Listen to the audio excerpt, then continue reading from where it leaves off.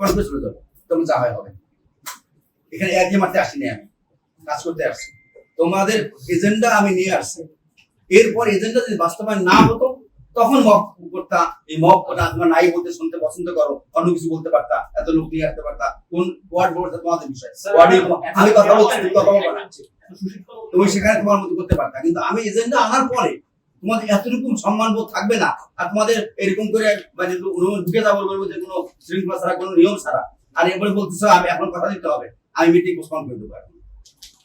তোমরা যা করে করো, যা না করে অসুবিধা নেই। আপনি যদি আমাদের আমি মিটিং পোস্টপোন করবো, আমি বলছি করবো। আমরা 2 ঘন্টা ছিলাম না আচ্ছা রাখো, আপনি বল থাকো, থাকো আদি থাকো। আমি বললাম তো এজেন্ডা করেছি, এরপর তো কেন এটা এজেন্ডা বাস্তবায়ন না হতো তখন বলতাম। আমরা তো জানি না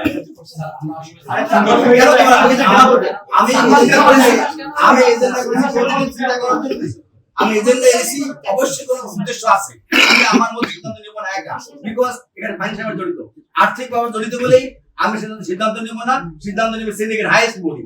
এরপর তোমরা সেই সময়টাকে দিলে না, তোমরা এসে শুরু করলে। 4 মাস তো সময় দেওয়া হয়েছে স্যার। যাও গে স্যার, আর স্যার আমি কি করব? আমি ছিলাম তখন, আমি ছিলাম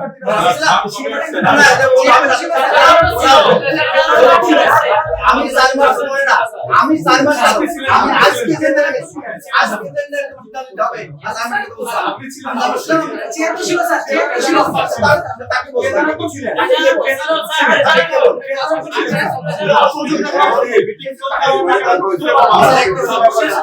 আমরা দেখতে